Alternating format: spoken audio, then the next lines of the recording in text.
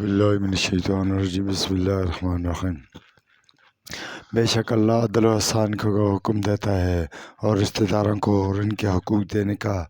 اور منع کرتا ہے بے حیائی اور ناشائستہ کاموں سے اور سرکشی سے، تمہیں نصیحت کرتا ہے تاکہ تم دھیان کرو، اور جب تم پختہ عہد کر لو تو اللہ کا عہد پورا کرو، اور قسمیں پختہ کرنے کے بعد ان کو نہ توڑو، اور تحقیق تم نے اپنے اوپر اللہ کو ضامن بنایا ہے، بے شک اللہ جانتا ہے جو تم کرتے ہو، اور تم اس عورت کی طرح نہ ہو جانا جس نے اپنا سوٹ مضبوط کرنے کے بعد ٹکڑے ٹکڑے توڑ ڈالا۔ تم بناتے ہو اپنی قسموں کو اپنے درمیان دخل دینے کا بہانہ کہ ایک گروہ دوسرے گروہ پر غالب آ جائے، اس کے سوا نہیں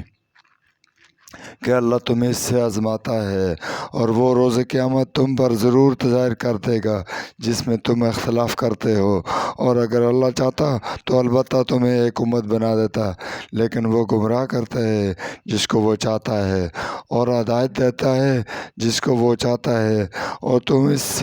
تم سے اس کی بابت ضرور پوچھا جائے گا جو تم کرتے ہو، اور اپنی قسموں کو تم نہ بناؤ اپنے درمیان دخل کا بہانہ کہ کوئی قدم اپنے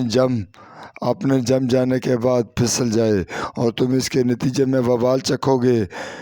کہ تم نے روکا اللہ کے راستے سے، اور تمہارے لیے بڑا عذاب ہے، اور تم اللہ کے عہد کے بدلے نہ لو تھوڑا مول مال دنیا، بے شک جو اللہ کے پاس ہے اگر تم جانو تو وہی تمہارے لیے بہتر ہے، جو تمہارے پاس ہے وہ ختم ہو جاتا ہے، اور جو اللہ کے پاس ہے وہ ہمیشہ باقی رہنے والا ہے، اور جن لوگوں نے صبر کیا ہم ضرور ان کا اجر دیں گے،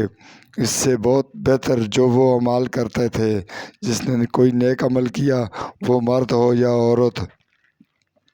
جبکہ وہ مومن، تو ہم ضرور اسے دنیا میں پاکیزہ زندگی دیں گے، اور آخرت میں ان کا اجر ضرور اسے بہت بہتر دیں گے۔